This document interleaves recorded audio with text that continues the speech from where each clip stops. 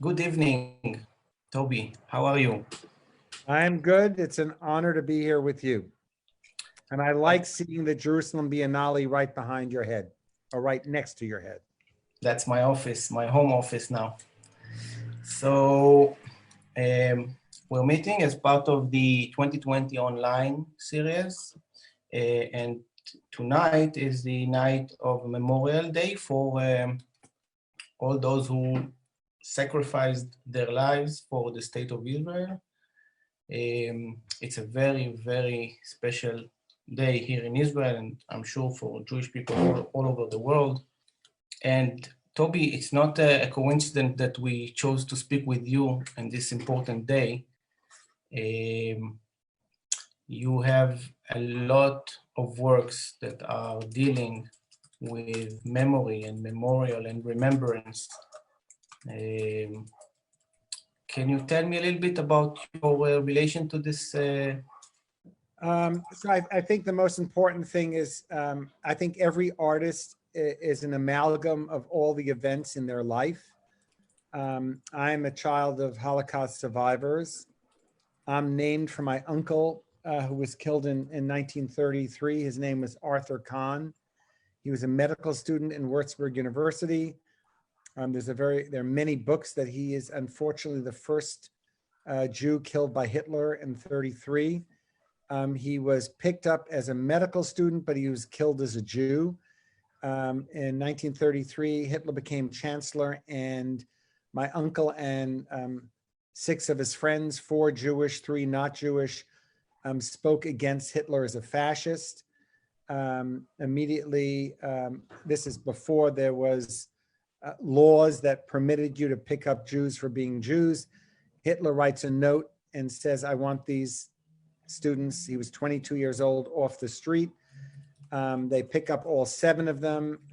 Immediately, 4 of them are shot in a firing squad, my uncle being the first of them. And they told everyone else that they were trying to escape, but they got the bodies back because my grandfather, my uncle's father, had won the Iron Cross in World War I fighting for Germany. So he still had some power in the country, and everything unfolded. And growing up knowing that I had his name, I always knew I'd be an artist. From the age of 6, I told my mother I'd be an artist, but I knew that I wanted my work to have a healing, and I want art to take you to a higher place, that after you see something, it helps you one way or another. It's amazing because, you know, we know quite a long time, since 2013, when you joined in the efforts and helped me start the Jerusalem Biennale. It's the first time I hear this story. We spoke quite a lot, but it's the first time I hear this story. And, so you know, it brings light really on some of the works of yours that I know so good. It's really... So let me tell you, I do a lot of, I don't know if you know this, Rami, I wear many hats. I'm a professor at the School of Visual Arts. I founded the first Jewish artist Beit Midrash at the Stryker Center for Temple Emmanuel. But I also lecture, and I just finished a lecture now for Jefferson Hospital. I do a lot of work for interfaith spaces and hospitals. And if you ever heard me at one of those lectures, that is how I always start. This is one of the... This is the one that's lit right behind me. I always light. This is the one right behind me. It's lit right now. The candle, if I pick it up, you see it better. But I like it to be lower. So I created this really for, I'm very close to Rabbi Saul Berman, and he's a rabbi that I adore. And we were once talking about the fact that he said to me, when he knew that I've been making, if you move down one image below that, you'll see there's 7 images, the next one. So I have created many memorial lights in my life. I've done over 30, but these are 7 that have been shown in many museums and many interfaith spaces. And the one all the way to your left, on the top row, that's that one I did for my grandfather when he died at 96 years old. over 30 years ago. I grew up knowing that art and culture and everything was about the power of art and healing. Travel. My grandfather, that same grandfather, was very involved with the Chevra Kadisha. I'm a Kohen, so I couldn't be involved with that, but he was not, because he was my mother's father. And he would take me to visit. I would go with him to people's homes that was sitting Shiva right after Shabbat. He was very into doing that.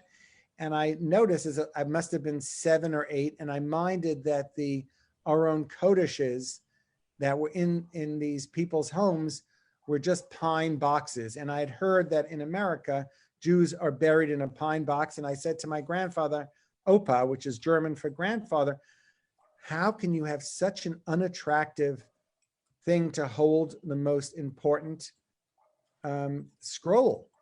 And he said to me, if you don't like it, don't complain about it, make something. Mm-hmm. So my first piece that I made as a grown-up artist was an Aron Kodesh that was a traveling Aron Kodesh that's been used all over the world. I know that many of you know Amichai Lavi. He uses it for his lab shul now. It was used for many bar and bat mitzvahs. It's been used in many homes for Shiva, and it was a very light traveling Aron Kodesh. So I would create ceremonial objects when I felt that they needed to be made. So it was very different than most of the objects that I make. So the Omer counter that's right behind me, I made because my bar mitzvah speech was, I was born between Pesach and Shavuot, and whether a child, a katan, has to make the bracha, because I was born in May, and it was in the middle of the Omer. So do you count the bracha or not? And that was my speech. If you look, well, you're a day ahead of us. We're still on 18, and you'll see I take out the peg. I'll bring this up so you can see it. If you look at it, each day has a space, and now we're on the 18th day in America, and the inside is gold and the outside is silver. And each day I take out the peg and put the peg on top. The Minneapolis Museum has a video showing you how it works. Every museum had to sign an agreement that at least once during the counting of the Omer, they have some way of showing what that means. And so this is a ceremonial object that was very important for me to create. It's wonderful. It's like artwork that allows us to remember, both if it's like about the memory of our loved ones and or remembering important days in our year. Oh, I just want to go back. Wait a minute, because I feel bad. I stopped in the middle. So this one that I use for Yom HaZikaron and Yom HaShoah, the base of it is in the shape of a pyramid. So I want each memorial that I create to tell the story of the event that you're memorializing without being clear. So I told you the one I did for my grandfather, he had a very long life. So it's not a sad looking yahrzeit light. But this one, I wanted it to be that it takes a community to build a pyramid. So I wanted the community or the pyramid to be holding up the candle on the top. So you can see there now that it's in the shape of the pyramid without that. And then you put a communal bowl on top so that it's not a single person remembering someone, but the whole community. And that to me is very important. So I use my traditional Jewish upbringing. I think you know this, Rami. I went to day school until 12th grade, and then I spent many years in yeshiva. So my knowledge of art and religion is very intertwined because I feel very comfortable in both of those worlds. I can't separate Joseph Alber's color theory and the Rambam or Hirsch or Rav Kook. I mean, all of them. And I love that he was so involved with the Bezalel. I mean, I don't think there's any issue with being an artist who's very committed to faith. You know, what does that actually mean? that what makes you such a great partner for us is the Jerusalem Biennale, and from the very beginning. But then maybe now the next phase is to get from the part of memory to talk about the situation right now. So as I told you in the conversation we had earlier, the whole reason that we started this series of talks, the 2020 online, is to understand what the situation, what the COVID and the social distancing do to artists from different places, from different fields. And I know that you're now at home in New York. I visited both your home and your studio. I know that usually you go to the studio quite a lot, and now you're home. And can you tell us a little bit about the situation? How is the situation right now in New York, and what does it do to you as an artist? So first of all, I'm very happy I'm alive. So, and I so admire the doctors and the nurses and the healthcare people, because I am now at home so that I won't spread the virus or get the virus. But doctors and nurses and shopkeepers have to deal with that. My studio is in Long Island City, and if I went there, I usually bicycle there. It's a 40-minute by bicycle, or take the subway, and that's what I usually do. I also am a professor at the School of Visual Arts, where I teach 2 days a week. So when this all started, I still was teaching. And then when the schools said they were closing, and we started going on March 12th, we started teaching online. And that was a really steep learning curve for me. I don't know if you know this, Rami. This is the first time I've ever had a laptop in my life. No, I didn't know that also. Yeah, this is brand new. Wow. I do not like using a computer. I'm one of those people that loves talking one-on-one. My painting classes are all done. Classwork is all done in oil. Homework is all done in acrylic. So I'm a very hands-on artist, and my studio is 3 times as big as my apartment. And everything is laid out so that I can paint, sculpt, do works on paper, do ceremonial objects. There's a wood room. Everything is laid out, because I've always said I'm an artist who happens to be everything else. I'm very proud to be married to the writer Nessa Rappaport. I'm very proud of our 3 children. I adore them. I'm very proud to be Jewish. I'm very proud to be an American, or really now I feel more proud to be a New Yorker than an American, even though right now in New York, talk about it soon. Tragic situation. But it's not because New York are bad people. It's because New York is a very dense city. So I go on the subway usually, and you can't move on the subway. And that is unfortunately one of the ways that disease is spread. So I will tell you that, you know, I'm sure you know this, but Ness and I had an egalitarian marriage from the minute we met. So I was always involved with our children. So we split everything in half. But I had a lot of time to be in my studio to work, because that's how I live. Other than Shabbat, I'm Sabbath observant. As I always tell people, I'm from Friday night to Saturday night, I turn into a pumpkin, and I'm just doing my own thing. But other than that, 6 days a week, I'm usually in my studio for quite a few hours a day.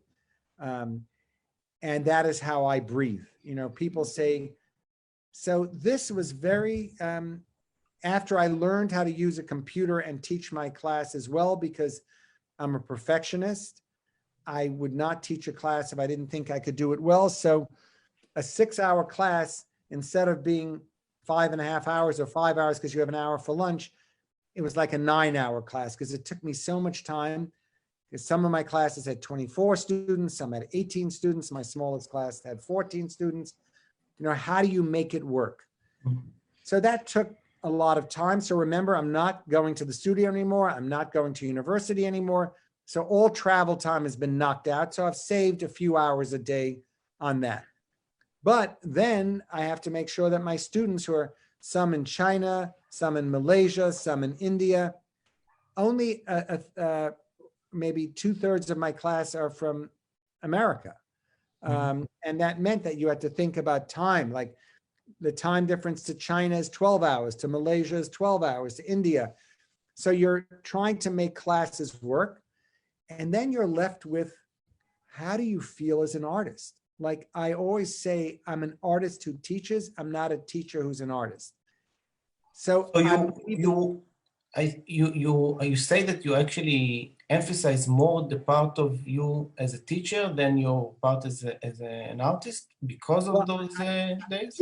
Yes, because I felt I had to come through for my students because they needed it so badly that I had to forget about myself as an artist and I had to think of myself as an educator. It's the first time in my life that I was forced into that position of picking one over the other.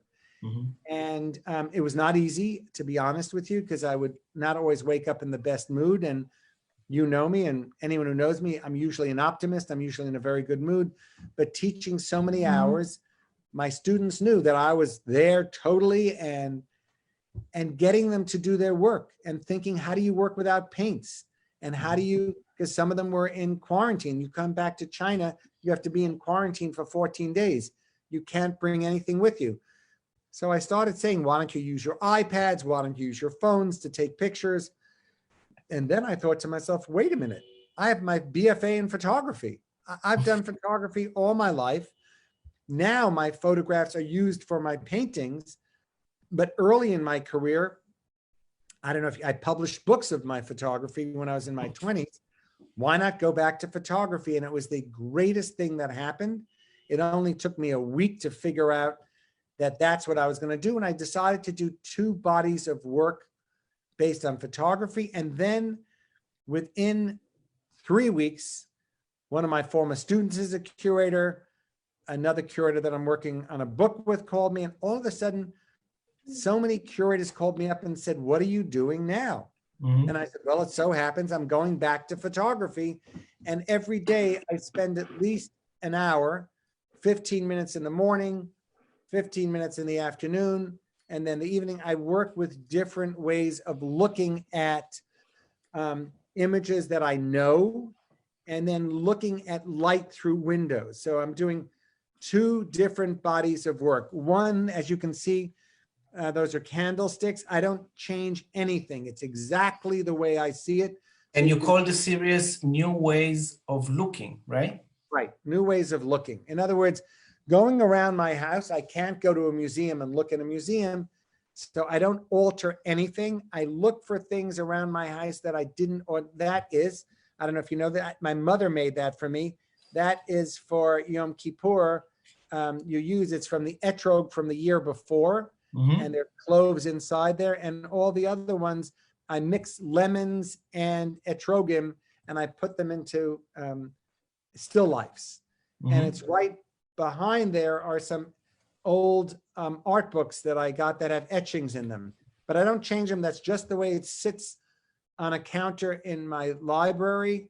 And each image is about learning how to look at things that we don't look at usually.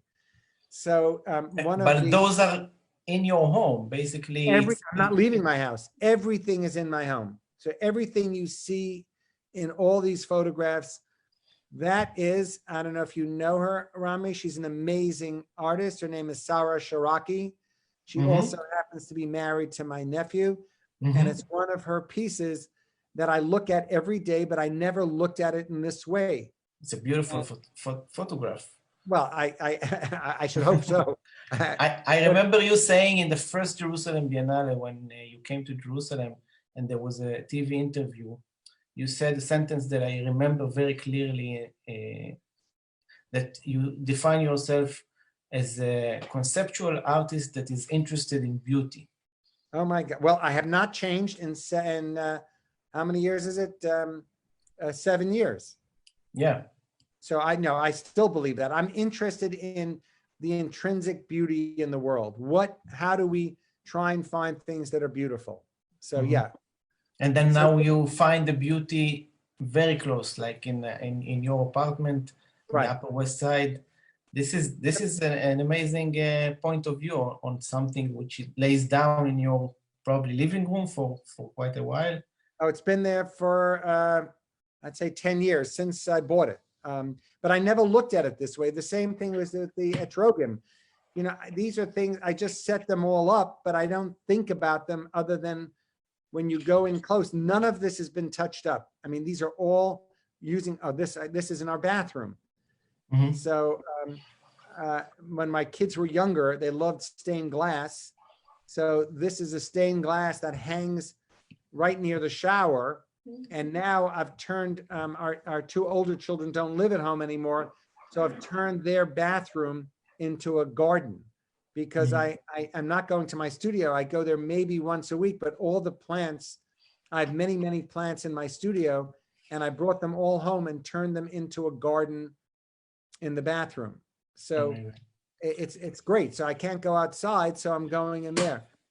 And those are, when I was very young, I would go to Greece and Turkey, and I would buy meerschaum pipes and make leather bags and gold rings, and I'd sell them in front of American Express offices.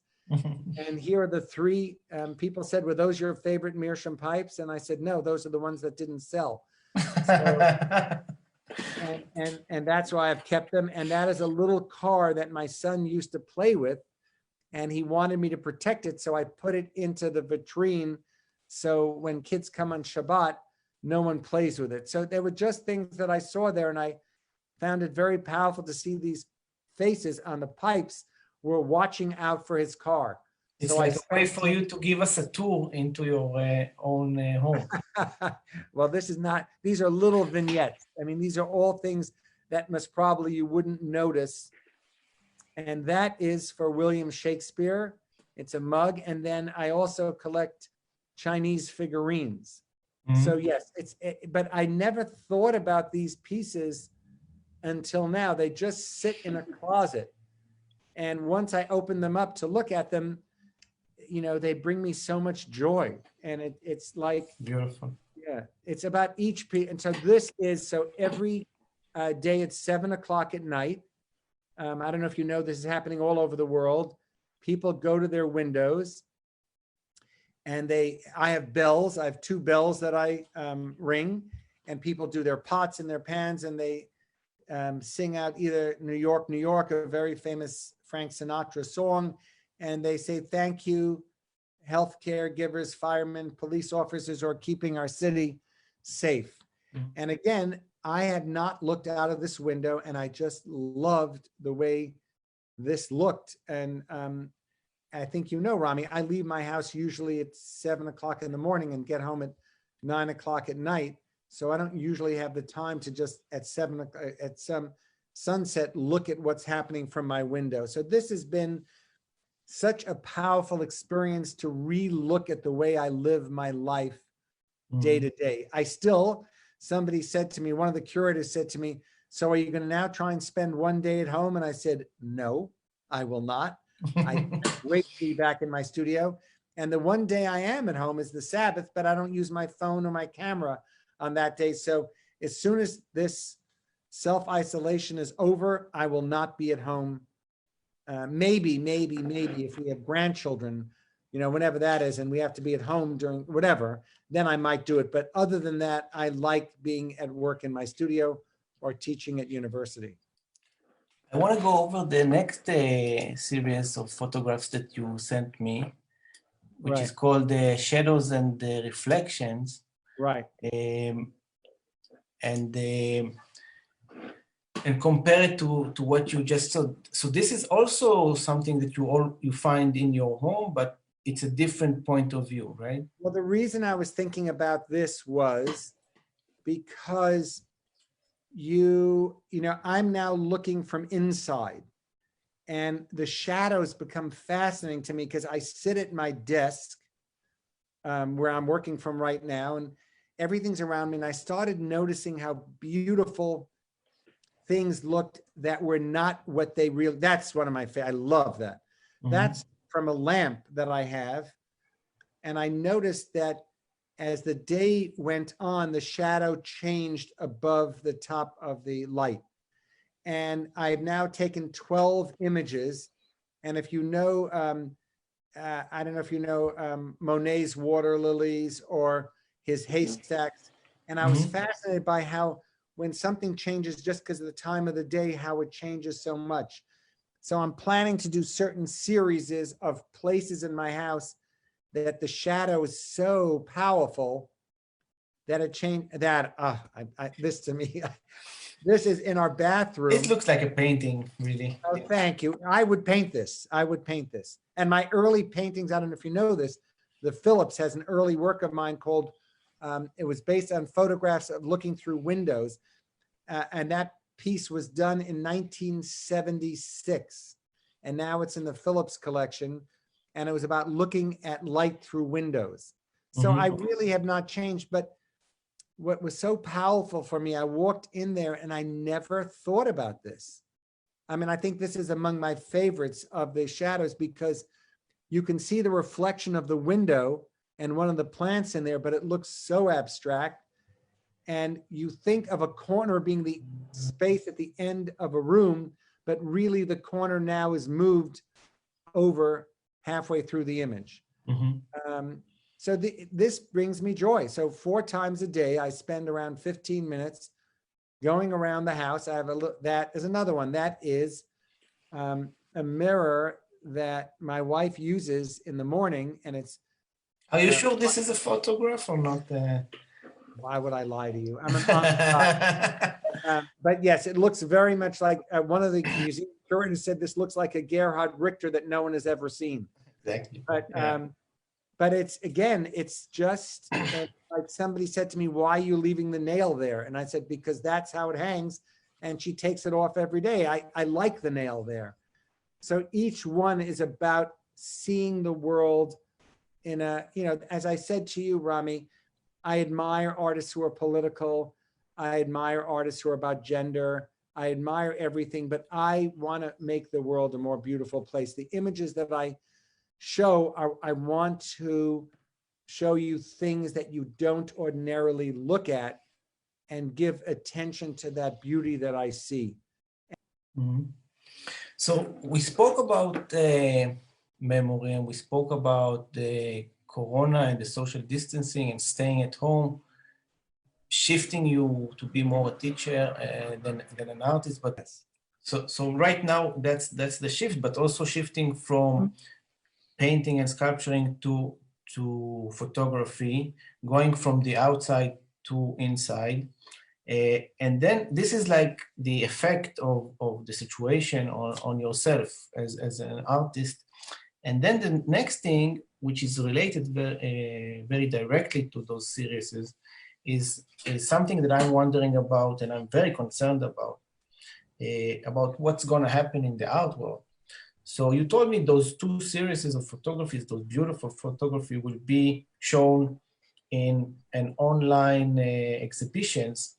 And in the last few weeks, I have to say, I'm getting so many invitations to like online events, online exhibitions. I started by really hating it.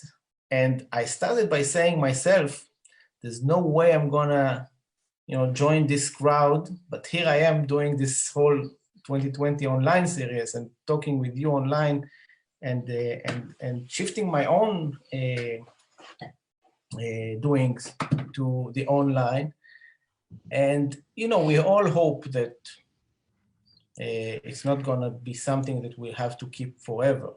But still, I wanna ask you, as someone who's really engaged with the art world, with the contemporary art world in such a tremendous way, what do you think all of this will,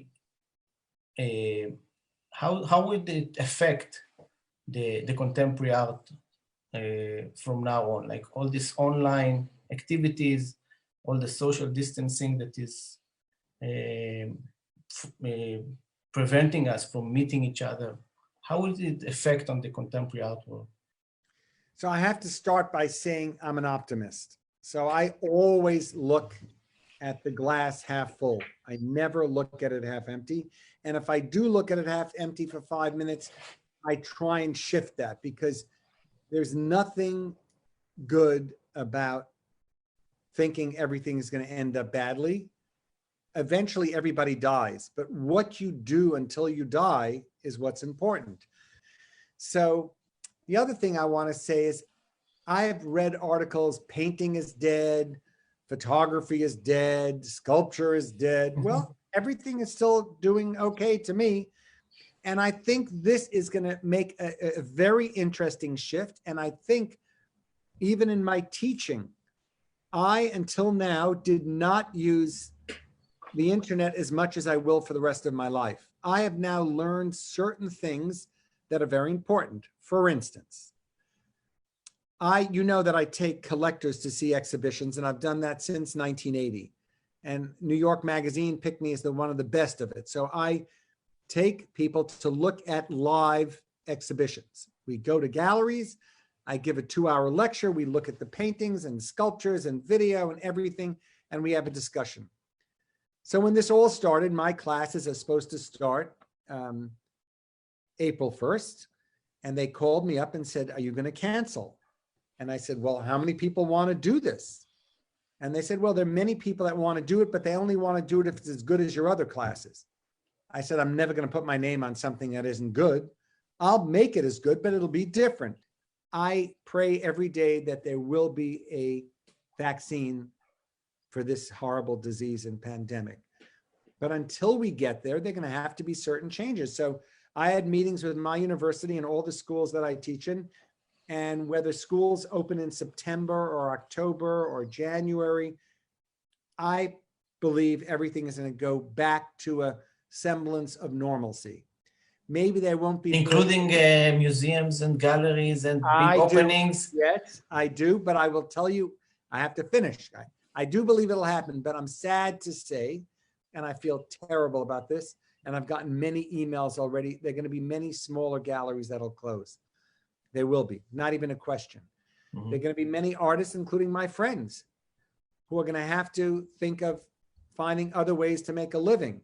But I will tell you, I've done this since I'm a child. I've always had another revenue stream. I tell you, when you and I met, I don't know if you remember this, I always said, you have to have an escape hatch. I only am interested in art, so I teach art. Now, could I teach other things? Of course, I'm good at mathematics too, but I love art. So I've found ways to teach art to supplement my income as an artist. So I did all things that interest me. I love looking at other artists. I'm not a particularly great writer, so I don't write on art. I've been asked to do TV shows about taking people through galleries. The problem with me is I won't say anything negative. I do not want to talk about art that's not good. People love hearing people badmouth art. You've known me now for 7 years. I'm not artists who I'm not that interested in. I'll just say, well, you know, it's not my exact aesthetic, but I'm not going to go to a show that doesn't bring me joy or I learn something from. So I think museums are going to have a very hard time reopening, but they are going to be reopened, just like people said when video art came out that people are going to stop looking at painting. Not true. When photography became a big medium, people said people aren't going to look at painting or sculpture. Not true. I think it's going to make people want to see art even more. There's going to be a logistic problem. Like, how is the Met going to survive? They're losing a fortune. I don't know if you remember this, but I lived in New York during this time. The Met didn't have enough money to keep all its wings open. So there'd be Monday, Wednesday, and Thursday for this wing, and then the other days for the other wing. The Brooklyn Museum had that problem. Tobi, I'll tell you what I'm worried about. I'm worried about the situation that, you know, we will be told that, okay, you can open your gallery, you can have an exhibition, but you can allow only 10 people at a time into By the way, the that's gallery. correct. You're correct. Until they have a vaccine. After there's a vaccine, you won't have that problem. As soon as there's a vaccine, so it might take a year. That's going to be a problem. The following question is really connected to the essence of what we're doing, the essence of art, because, you know, I was always arguing very strongly for what I do. And I was arguing against people that said, why would you take a person out of his home, make him go onto a bus or a subway or his car, make him go all the way to the gallery, make him walk to the gallery, make him step into the gallery to see an exhibition in a world that, you know, just like you and I are talking now, and I can pull up the image in 1 second and show you a video or a painting or a photography. Why would I go to the gallery? And I was arguing very rapidly that there's something different in coming to an art event. And the whole thing is about the engagement and bringing people together and bringing people into an intimate space to share the experience of art. And I'm very concerned. I must be honest with you about this. Then we don't agree on this at all. I love you very much. Okay. I can't agree at all. All right. I have been on weddings on Zoom. Before this whole thing happened, I have many friends who live all over the world. I'm very close to my friends. You know, I have, you know, my students always tease me that I say, these are my 10 favorite artists, and there may be 100 of those 10 favorite artists. I have maybe 10 favorite people, and there are like 100 of those. So they're people I really adore, and they don't live in the same place as me. And I will go to the wedding and watch it from afar, but it's not the same experience. It just isn't. And my students, this is the most interesting thing that happened. At the end of one of my classes, the whole class clapped. I asked them, how did I do? And they said, you were fantastic. And I said, any suggestions? And they said, yes. Next year, we want to take a class with you actually going to the museums. We wouldn't do this again. Now, I think they're right. I agreed with them. I worked so hard to make it a good class, but I'm telling you the truth. It was like kissing somebody through a plastic bag. You know what I mean? Exactly. It was not the same. So I think this is a great infomercial for explaining why it's not as good. Listen, the Metropolitan Museum, the opera, the ballet are all doing streaming online. And I was on this conversation with this virtual museum, and they said to me, don't you think this is a bad idea? When people see how good museum shows can be virtually, they're not going to want to go to museums. I'm going like, no, they're going to want to go even more. So I don't agree with you. The people I feel pained for, I'll tell you who I feel pained for. People who work in Las Vegas. They have no food because everything is about people coming to them. All the people who work in restaurants, these beautiful young people who are working in Michelin, you know, the best restaurants, and nobody's rich and they're working in these places. They've had a year of not having any income. I don't know what's going to happen. That scares me. It'll make many more young artists decide not to go into art because they realize how hard it is. This is a very hard time. I don't want to make believe I don't realize how hard it is. You know, as my accountant always said to me, I'm a person who most of my living came through selling my work, and my teaching is maybe 20% of my income. And now my teaching, not because is now a much bigger part of my income because I'm not selling right now. And I'm lucky. I'm the luckiest person. I'm working on 3 major installations right now, you know, 18-foot sculptures, 30-foot paintings. I'm working on, but everything's stopping. So while it's stopped, I'm not getting paid. So can I show some of the work that you're about to? I'm very proud of them. These are big projects I've been working on for 2 and 3 years. One of them is formation and one of them is korbanot. Am I right? Those are 2 separate museum shows that are happening. I'm working on 2 museum shows and a book. So this is for a new museum show based on formation. It's looking at the body in a non-sexual manner and looking at movement and how the body relates to space. And it's going to open, hopefully, please God, in November in Washington. It's a traveling museum show. And these are just the works on paper. It's, again, all through photography, just like you saw. Every one of these images is based on photographs of models that I use at the School of Visual Arts when we have a model coming in and they move around. So this is one of my favorites. See, now this is a perfect example. What color do you think this is, Rami? Kind of a golden orange, but you know, that's exactly the point. That's my problem. So it's a beautiful passionate about seeing this work alive, like directly and not through the screen. I'm sure it's a completely different. So it glistens in the sun. If you remember that shadow I did of the lamp, this I'm using real gold and Indian gold, copper, and I'm mixing it together and it's rubbing it inside. If you saw that movie, Black Panther, it has this beautiful, very seductive surface that you can feel that you're looking at a person's shoulder and their ear as they're looking down. So like what I'm trying to do with my work now, in a funny way, my work hasn't changed, but I like, there may be 20 layers of paint here. It's on handmade paper and it's learning to look at the body in a very different way than how we see the body usually. And I'm very excited. I'm working with an art historian named Aaron Rosen. He's wanted to do a show with me for many, many years. And we decided to do this body of work because it's never been shown before. And you're among the first people to see these. Wow, thank you so much for sharing with us, Tobi. Welcome. Yeah. Open in Washington, please God, in November. That's that show. The next exhibition is called Carbonate. And that I worked with, that SUNY Press is putting out, and it's a traveling museum show, and it is accompanied with a book. That's the cover of the book. That's amazing. That's like a pandemic. That's exactly why I wanted you to see it. It's amazing. And I did that it's based on blood cells, and I'm working with a young poet named Alicia Kaplan, and she and I both write about what does it mean to have a carbon. What does carbonate mean in today's day? It's amazing that SUNY Press, I mean, this book was supposed to come out now and it'll come out a year later, but I know many people are going to think of carbonate in relationship to the pandemic. So these are all images about isolation and about sorrow and but about beauty in that as well. But I think you're trying to do something important, which is understanding that art has to continue. I think it's going to take a while.